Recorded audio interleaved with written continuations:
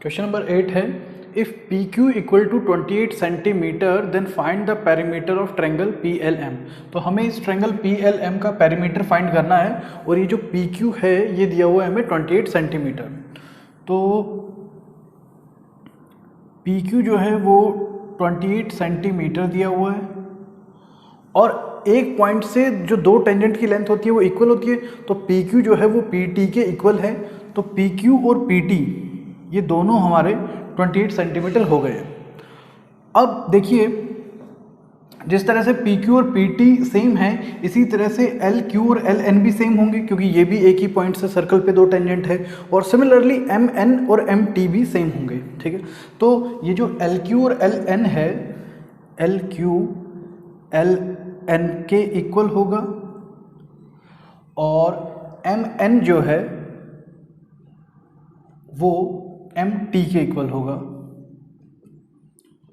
और इन दोनों को हम लेट कर लेते हैं, इसको x मान लेते हैं और इन दोनों को y मान लेते हैं। तो ये एल क्यू हो गया x, एल एन हो गया x और एन एम हो गया y और एम टी हो गया y।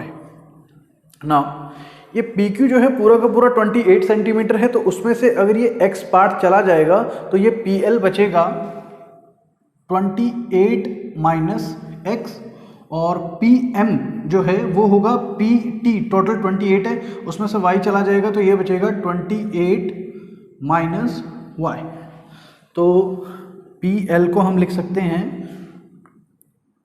P Q minus L Q, तो ये हो गया 28 माइनस एल क्यू हमने x माना था, और पी एम को हम लिख सकते हैं P T minus M T. तो पी टी जो है 28 है और एम टी हमने y माना था, तो ये आ गया। अब जो है इस ट्रायंगल पी एल एम का हमें निकालना है पेरीमीटर।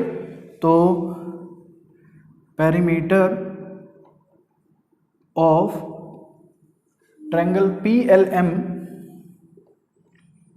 होगा P L plus L N plus N M plus P M.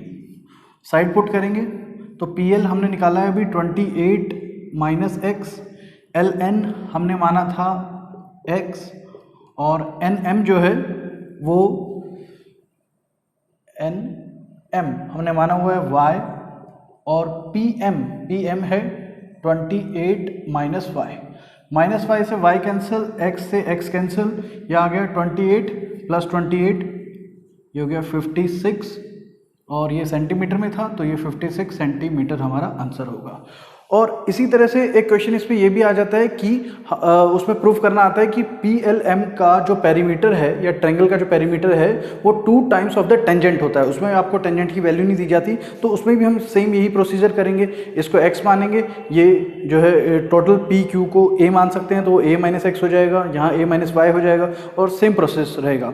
और ये थ्योरम भी हम याद रख सकते हैं कि perimeter of triangle P L M जो है, perimeter of triangle P L M होता है 2 times of tangent P Q.